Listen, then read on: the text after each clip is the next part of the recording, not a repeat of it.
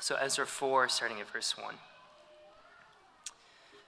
Now when the adversaries of Judah and Benjamin heard that the returned exiles were building a temple to the Lord, the God of Israel, they approached Zerubbabel and the heads of fathers' houses and said to them, "Let us build with you, for we worship your God as you do, and we have been sacrificing to him ever since the days of Esarhaddon, king of Assyria, who brought us here." But Zerubbabel, Joshua, and the rest of the heads of fathers' houses in Israel said to them, "You have nothing to do with us in building a house to our God, but we alone will build to the Lord, the God of Israel, as King Cyrus, the king of Persia, has commanded us." Then the people of the land discouraged the people of Judah and made them afraid to build, and bribed counselors against them to frustrate their purpose all the days of Cyrus, king of Persia, even until the reign of Darius, king of Persia. And in the reign of Ahasuerus, in the beginning of his reign, they wrote an accusation against the inhabitants of Judah and Jerusalem. In the days of Artaxerxes, Bishlam and Mithridath and Tabeel and the rest of their associates wrote to Artaxerxes, king of Persia. The letter was written in Aramaic and translated. Rahim, the commander, and Shimshai, the scribe, wrote a letter against Jerusalem to Artaxerxes, the king, as follows. Rahim, the commander, Shimshai, the scribe, and the rest of their associates, the judges, the governors, the officials, the Persians, the men of Erech, the Babylonians, the men of Susa, that is, the Elamites, and the rest of the nations whom the great and noble Osnappar deported and settled in the cities of Samaria and in the rest of the province beyond the river. This is a copy of the letter that they sent. To Artaxerxes the king, your servants, the men of the province beyond the river, send greeting. And now be it known to the king that the Jews who came up from you to us have gone to Jerusalem. They are rebuilding that rebellious and wicked city. They are finishing the walls and repairing the foundations. Now be it known to the king that if this city is rebuilt and the walls finished, they will not pay tribute, custom, or toll, and the royal revenue will be impaired. Now because we eat the salt of the palace, and it is not fitting for us to witness the king's dishonor, therefore we send and inform the king, in order that search may be made in the book of the records of your fathers. You will find in the book of the records and learn that this city is a rebellious city, hurtful to kings and provinces, and that sedition was stirred up in it from of old. That was why the city was laid waste. We made known to the king that if the city is rebuilt and its walls finished, you will then have no possession in the province beyond the river. The king sent an answer to Rahim the commander and Shimshai the scribe and the rest of the associates who live in Samaria and in the rest of the province beyond the river, greeting. And now the letter that you sent to us has been plainly read before me. And I made a decree, and search has been made, and it has been found that the city from of old has risen against kings, and that rebellion and sedition have been made in it. And mighty kings have been over Jerusalem, who ruled over the whole province beyond the river, to whom tribute, custom, and toll were paid. Therefore make a decree that these men be made to cease, and that this city be not rebuilt, until a decree is made by me. And take care not to be slack in this matter. Why should damage grow to the hurt of the king? Then when the copy of King Artaxerxes' letter was read before Rahim and Shimshai the scribe and their associates, they went in haste to the Jews at Jerusalem, and by force and power made them cease. Then the work on the house of God that is in Jerusalem stopped, and it ceased until the 2nd year of the reign of Darius, king of Persia. Good morning. It's a pleasure to be here with you. My name is Scott. I serve as one of the elders here at Christ Community, and we've got a doozy of a passage before us this morning, so this is fun. Actually, to get us started, though, I want to read a story that comes from Voice of the Martyrs. Voice of the Martyrs is a ministry devoted to the persecuted church, and this is a story from the 1970s in Cambodia. All during the night, the members of Haim's family comforted each other. They knew they had only had a few more hours to live on this earth. The Cambodian communist soldiers had tied them all together and forced them to lie down on the grass. Earlier that day, Haim's whole family had been rounded up for execution because they were all Christians. The communists considered them bad blood and enemies of the glorious revolution. In the morning, they were made to dig their own graves. The killers were generous. They allowed the victims a moment of prayer to prepare themselves for death. Parents and children held hands and knelt together near the open grave. After his family finished their prayers, Haim exhorted the communists and all those looking on to repent and to receive Jesus as Savior. Suddenly, one of Haim's young sons leapt to his feet, bolted to the nearby forest, and disappeared. Haim was amazingly cool as he persuaded the soldiers not to chase the boy, but to allow him to call the boy back. While the family knelt, the father pleaded with his son to return and die with them. "Think, my son," he shouted, "can stealing a few more days of life as a fugitive in that forest compare to joining your family here around a grave, but soon free forever in paradise?" Weeping, the boy walked back. Haim said to his executioners, "Now we are ready to go." But none of the soldiers would kill them. Finally, an officer who had not witnessed the scene came and shot the Christians. This is a story, not the details of it, but a story repeated over and over and over throughout history. Believers have stood and chosen death over renouncing their faith. And whenever I read stories like this, my first reaction is first to be a bit awed at their courage, but then to wonder what I would do in their place. But I think a better reaction is for us to be amazed at what God can do in the life of someone who's trusting him. What I've just read will play in a little bit later, so I'll come back to that story a little bit later. This is a bit of a complicated chapter because the first 5 verses carry the story forward as you would expect. But then, after the story moves forward for 5 verses, we get these 2 letters, one to the king and another back from the king in verses 6 through 23. Now, those letters are included here in chapter 4, but as I will explain a little bit later, they actually happen significantly later in the story. Now, this isn't intended to confuse us because the author clearly notes who was king at the time of these letters. That was simply their way of putting a date on the letter. Now, if we knew our ancient Persian kings in order, this would make it really clear to us that these letters are out of place chronologically. But I'm going to assume that most of us would not want a pop quiz this morning on the order of ancient Persian kings from the 4th and 5th century BC. So we'll explain that as we go. What I want to do this morning then is to focus the majority of my attention on the next part of the storyline, which we find in verses 1 through 5. Then I'll briefly cover the content of the letters and give some of my thoughts as to why I think they were included at this point in the story. I'll even give you a chart covering the order of those Persian kings, but I won't give you a quiz, I promise.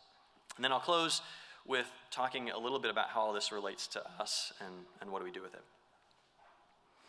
There is a lot of history in this, so I need to make sure that we're up to speed. Up to this point in the story, the Babylonian Empire, under the leadership of King Nebuchadnezzar, had taken the Jewish people into exile into Babylon. Now, this was the southern kingdom. You may remember Israel had split into a northern kingdom called Israel and a southern kingdom called Judah. And the people group that are taken by the Babylonians' captivity into exile, this is the southern kingdom. The northern kingdom had been taken captive like 135-ish years earlier by Assyria. So they're already gone. And now Nebuchadnezzar takes the southern kingdom. About 50 years after that, Babylon is conquered by Persia, and that was led by King Cyrus, who we've been introduced to in the book of Ezra. Now, Cyrus, as we've explained, had a different view on how to deal with conquered peoples. And so he allowed the Jews to return back to Israel. So Zerubbabel and Jeshua lead the Jews in this return, and they built the altar. And they begin making sacrifices and worshiping God. And in the passage that we looked at just last week, they've finished the altar, and now they're starting to work on the temple. Okay? Now that's where we're at in the story. And so far, it all sounds really good, at least the part in Ezra where they're getting to come back and rebuild. But not everyone is happy about the return or the rebuilding effort. In verse 1 of chapter 4, we're introduced to some adversaries. Well, who are these adversaries? Even without looking at what the chapter says about them, you could probably figure out who might be inclined to oppose what they're doing. You see, when the Jews went into exile, the land didn't just sit empty all this time. There were some Jews who were left behind. They didn't take everybody out, but other people moved into the vacuum behind them. Some probably just as opportunists, hey, there's free land available, move in. But others through the systematic and intentional redistribution of ethnic groups that was the strategy of the Babylonians. So here's this people who have resettled in the land. And now, 50 years later, a whole bunch of Jewish people have returned, and they're moving in and acting like they own the place. Imagine yourself as a respected local leader living in this land. Maybe you're on the city council. You run a local business. You're 50 years old. You were born here, right around the time that your parents moved into the land. You lived your whole life here. You got married. You had kids. You buried your parents. You even have a few grandkids now. How are you going to respond to the returning of all these people? How will you feel as they start to rebuild their capital city? Now, I'm not saying that their opposition was right. They are opposing God, but it's certainly understandable, isn't it? Now, I need to warn you and ask you for your full attention for the next couple of minutes. I'm about to cover a lot more details and history about this people who are living in the land, and if you lose me, you'll be really lost. So lock in, give me full attention, don't think about lunch for at least the next 5 minutes. Well, don't think about lunch after that either, but especially for the next few minutes, lock in, because there's a lot coming. Okay, so in the passage, this people group are introduced to us, and we're given some details about who they are. Now, the way they introduce themselves lets us know exactly who they are. These are primarily people who moved south into the area when that southern kingdom was carted away. They were people who had refilled the northern kingdom when they had been defeated. Okay? And remember, I mentioned that northern group had been conquered by Assyria. So Assyria conquered that northern kingdom, and they had a very similar policy that Babylon had, where you take people out that you've conquered and you replace them with people from other areas, and you mix them all together. I want to go back and read to you a passage out of the book of 2 Kings 17 to tell you the story of who these people are and who gets relocated there, because we're only going to understand the adversaries in Ezra 4 if we grasp who they really are and who they're descended from. Okay? So as I read this, you need to know one more thing. When it talks about Samaria, that's the land that had been formerly the northern kingdom. So to refer to the area of Samaria and the Samaritans, that's this people group that is there. This is 2 Kings 17, starting in verse 24. And the king of Assyria brought people from Babylon, Cutha, Ava, Hamath, and Sepharvaim, and placed them in the cities of Samaria instead of the people of Israel. And they took possession of Samaria and lived in its cities. And at the beginning of their dwelling there, they did not fear the Lord. Therefore the Lord sent lions among them, which killed some of them. So the king of Assyria was told, the nations that you have carried away and placed in the cities of Samaria do not know the law of God of the land. They do not know the law of the God of the land. Therefore he sent lions among them, and behold, they are killing them, because they do not know the law of the God of the land. Then the king of Assyria commanded, send there one of the priests whom you carried away from there, and let him go and dwell there, and teach them the law of the God of the land. So one of the priests whom they carried away from Samaria came and lived in Bethel and taught them how they should fear the Lord. Well, that sounds really cool, right? Send a priest have him explain the ways of God, send a missionary, basically. Well, it doesn't go as well as you might hope. Let me keep reading. But every nation still made gods of its own and put them in the shrines of the high places that the Samaritans had made, every nation in the cities in which they lived. And the next section gives a list of people groups and the gods that they made, their idols. As the men of Babylon made Succoth-Benoth, the men of Cuth made Nergal, the men of Hamath made Ashima, and the Avitites made Nibnaz and Tartak. And the Sepharvites burned their children in the fire to Adamelech and Anamemelech, the gods of Sepharvaim. They also feared the Lord and appointed from among themselves all sorts of people as priests of the high places, who sacrificed for them in the shrines of the high places. So they feared the Lord, but also served their own gods, after the manner of the nations from among whom they had been carried away. To this day, they do according to the former manner. They do not fear the Lord. They do not follow the statutes, or the rules, or the law, or the commandment that the Lord commanded the children of Jacob, whom he named Israel. So they had taken parts of Judaism and parts of their previous religions and to try to merge them together in a syncretistic sort of way. This included idolatry, child sacrifice. This was wicked. So let me summarize who these people are. The northern kingdom, Samaria, had been conquered, and the peoples who resettled there developed this hybrid religion that merges some of Judaism with other religions. Later, when the southern kingdom is taken away and gone into exile, that people group settles south into the land that had been Judah.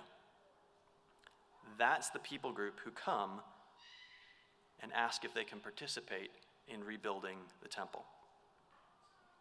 This is who has come up to Zerubbabel and said, hey, can we help? And that's why he turns them away. Zerubbabel rejects them and rejects their involvement in the rebuilding of the temple because they're not actually followers of God like they claim to be. Part of their appeal to him is even to say that they had been making sacrifices to God all this time, right? They said to Zerubbabel, hey, let us build with you, for we worship your God as you do, and we have been sacrificing to him ever since the days of Esarhaddon, the king of Assyria, who brought us here. Where? Where had they been making sacrifices to God all this time? There's been no altar. There's been no temple. God is very specific in his law about how to make sacrifices to God. They couldn't have been making sacrifices rightly to God all this time. So Zerubbabel would have had no trouble seeing right through their claims to piety. Involving them in the rebuilding, letting them infiltrate their leadership, would have flung the doors wide open to their corrupting influence. See, the returning Jewish leaders don't turn them away for no reason. They're protecting the purity of the temple. They're safeguarding the purity of their worship. They're defending the work that God has sent them to do. See, the rejection of the Samaritan involvement is comprehensive. He says, you have nothing to do with us in building the house of our God, but we alone will build to the Lord, the God of Israel, as King Cyrus, the king of Persia, has commanded us. That's pretty emphatic, right? He wholesale says, no, nothing to do with it. You cannot be a part of this. And the Samaritans, they don't take it well. Let me remind you what verses 4 and 5 say. It says, then the people of the land discouraged the people of Judah and made them afraid to build, and they bribed counselors against them to frustrate their purpose. All the days of Cyrus, king of Persia, even until the reign of Darius, king of Persia. So they employ a variety of tactics to keep the temple from being rebuilt. They instill fear, probably through things like intimidation and threats. They bribe local Persian officials They're relentless, and they're successful. Their campaign to put a halt to any significant progress on the temple succeeds through the reign of Cyrus all the way through 2 smaller reigns of shorter kings and into the reign of Darius. That's like 16 years. So for 16 years, they don't really make any progress on the temple. And what we'll see in chapter 5 is that the rebuilding resumes under Darius when he becomes king. But the rest of chapter 4 looks beyond that, kind of leapfrogs over the rest of the rebuilding of the temple, and looks at the ongoing nature of the hostility and opposition that the Samaritans that they're living amongst. If you had any doubt that the local population was doing everything they could to oppose the rebuilding efforts, you can stop, because they keep it up for decades. I told you I was going to give you a chart. Here it is. In the far left column, you have the actual dates. The middle column, I started the counting of the dates from the year that they returned to Jerusalem. Okay, I did that because this is BC. The numbers get smaller as you go forward in time, and this just saves you doing some math. Okay, so if we count year 1 as the year that the Jews return, sent by Cyrus, and year 2 then would be the year that they start and then halt on the temple. That's verses 1 through 5 that we've just looked at. Okay, Darius become kings about 17 years after they've arrived in Jerusalem.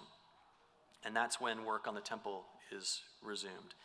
And he's there for a while. So he's there through like year 50 of their return. King Ahasuerus, or King Xerxes from the book of Esther, he rules from year 50 to year 71. And then in year 71, Artaxerxes rules Persia. He takes over from Xerxes. And that's when the walls are rebuilt. That's when Nebuchadnezzar gets sent. That's when Nehemiah gets sent and they rebuild the walls. Okay? So moving forward, you have this verse 6 that tells us that the locals, the Samaritans, send an accusatory letter to Ahasuerus towards the beginning of his reign. And we're not really told anything here about the content of or impact of that letter, but that's around 50 years after the Jews have returned and rebuilt the altar. So they kept up this campaign to resist and fight against the rebuilding of the temple and the rebuilding of the walls in Jerusalem for 50 years. And then we jump another 20 years, and a new king rises to power, and they send another letter to Artaxerxes. And this is the one that's been copied down for us. Now, as you read through that letter, it is almost comically overblown, right? There's accusations of tax evasion, telling them that he's going to lose control of all the land that used to be Israel. Those accusations, though probably a little extreme, are going to sound bad to a new king who's just taken his throne, right? He wants to solidify power over his empire. And the threats of loss of land and loss of honor and loss of revenue, those are not trivial to a new king, or an old king for that matter. So the king replies that he looked into the records and he agrees that Jerusalem, shockingly, has a history of not wanting to be conquered. Never mind that every city resists being conquered. So he issues what amounts to a temporary ruling that they should stop the rebuilding until he sends more word, sort of like a temporary injunction. And he does leave open the opportunity for him to change his mind, which he does, because this king is the king that sends Nehemiah to go back and finish rebuilding the wall in Nehemiah chapter 1. So why are these letters included so out of order here in chapter 4, right? These are 70 years later almost. Now, while they don't fit chronologically, they do certainly fit thematically. If you're writing down the history of all this, and you have copies of these two documents, it's easy to understand the placing of them here, because they definitively show how significant the opposition to the rebuilding effort was. They show how pervasive and ongoing this resistance was. And when you're introducing the opposition, And seeing the immediate stiff arm that Zerubbabel gives them, maybe you want to lay out the case against the opposition.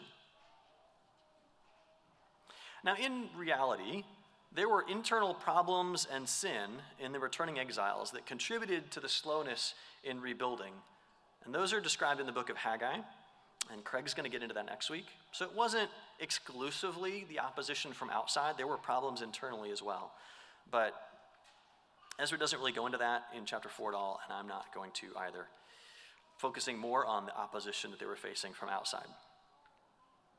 Another reason these letters may have been included here was to make the following progress on the temple shine all the more brightly.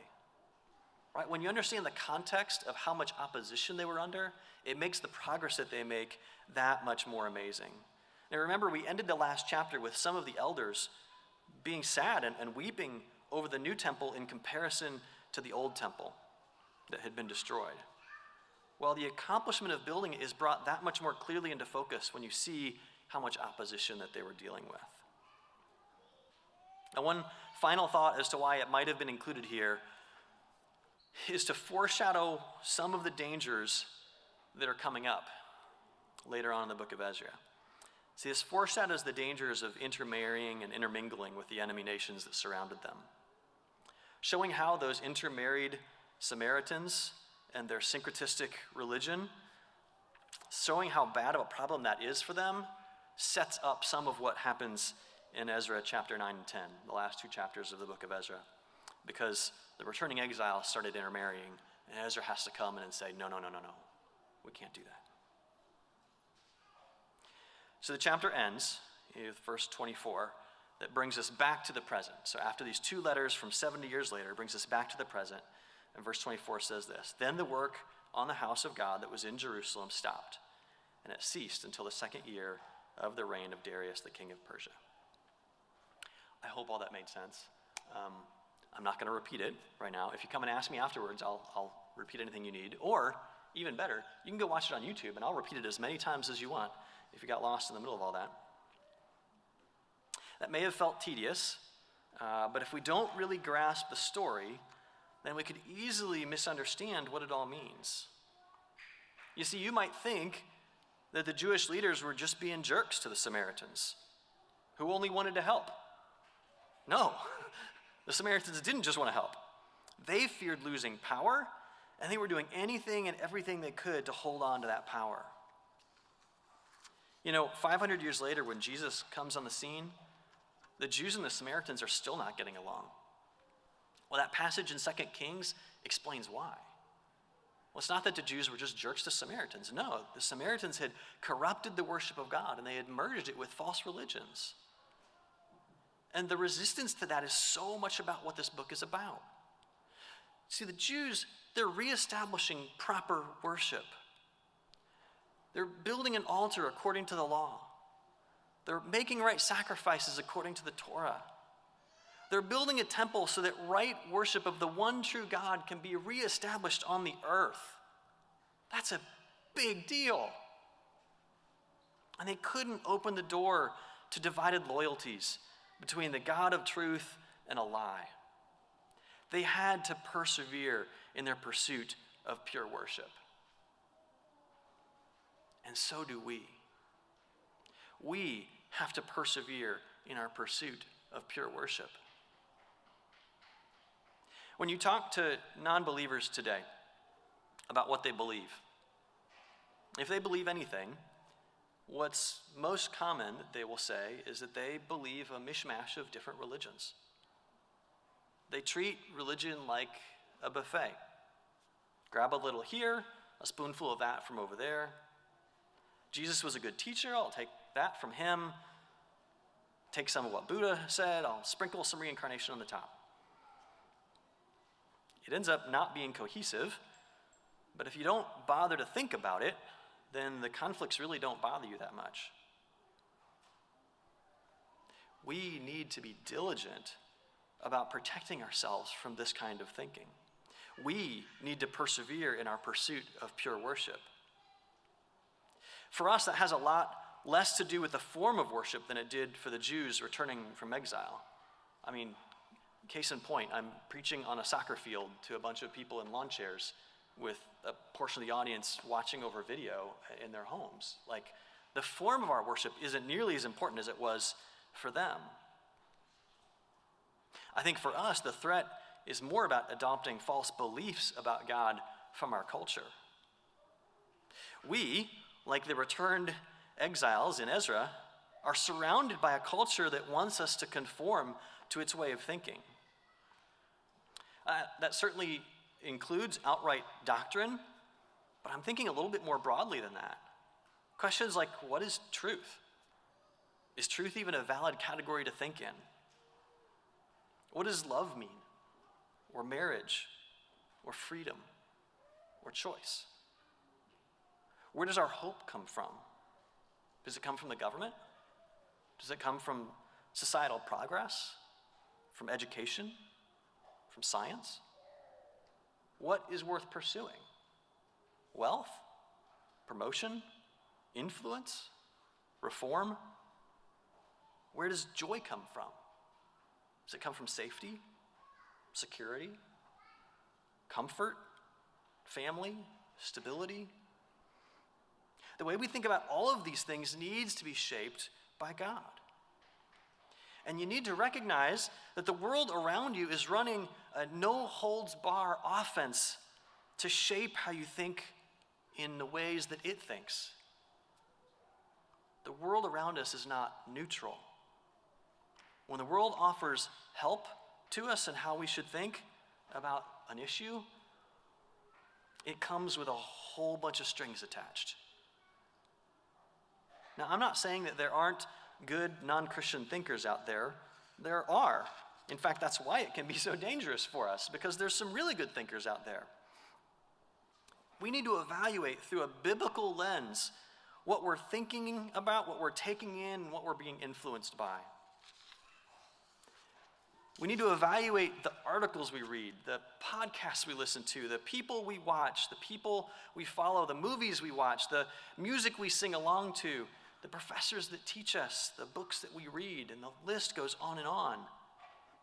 We're constantly being influenced to think in very specific ways by the world around us. Now, I'm not saying that we have to cut all of those things out, though maybe for some of us there might be some cutting that we should do. But we need to think about what we're being presented with and measure that against the truth of God's word. Accepting and rejoicing in what aligns to the truth from God, and rejecting and opposing what doesn't.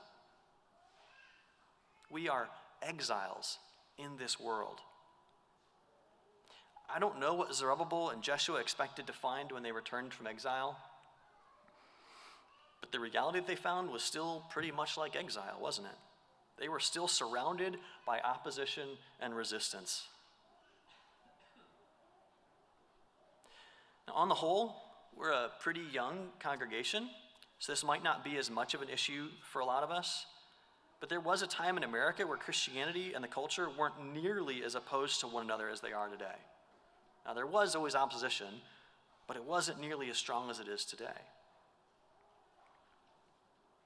It may be that way forever. I don't know. We'll see. But we need to live with a recognition that we need to persevere in our pursuit of pure worship in the midst of a population that is opposed to that.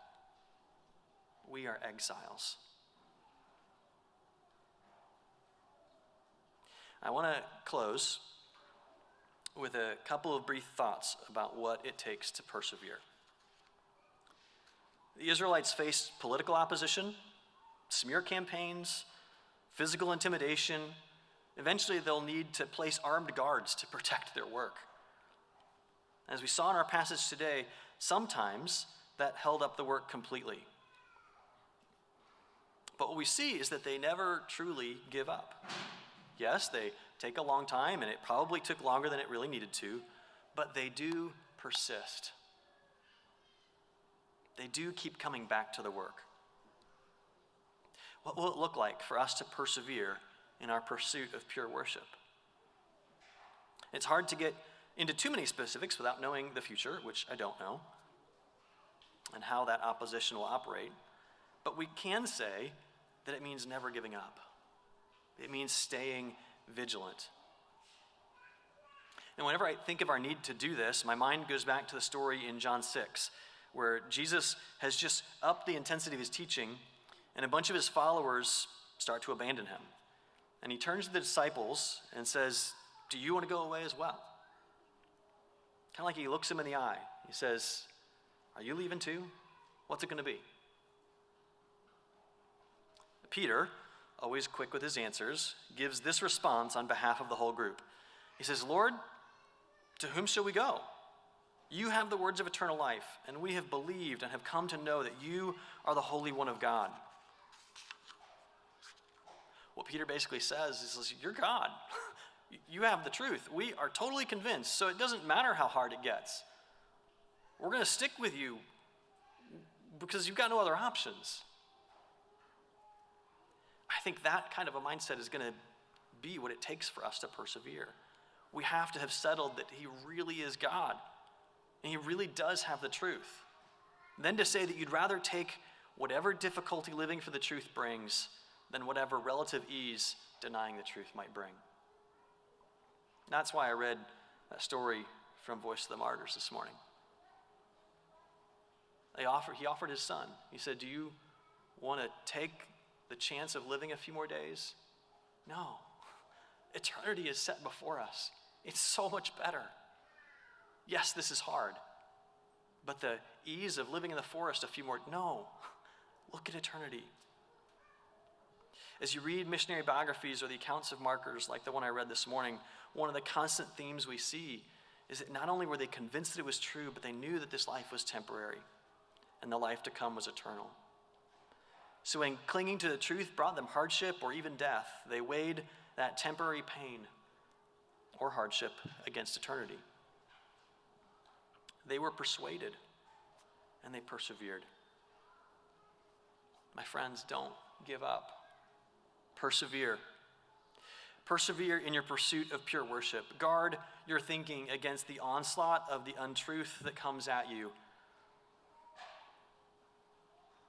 The very reason that we're exiles in this world today is because we're no longer exiled from God.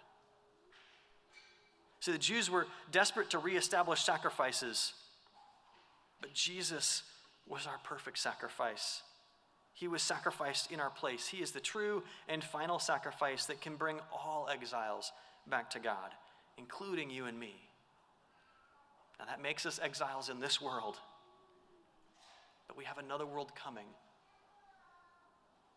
How will we persevere? How will we stand our ground?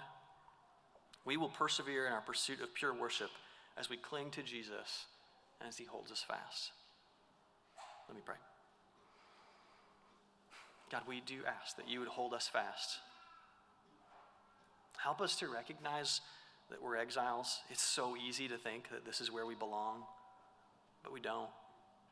Help us to cement that in our minds in the way that we think day to day. Protect us. Hold us fast. Give us perseverance. In Jesus' name, amen.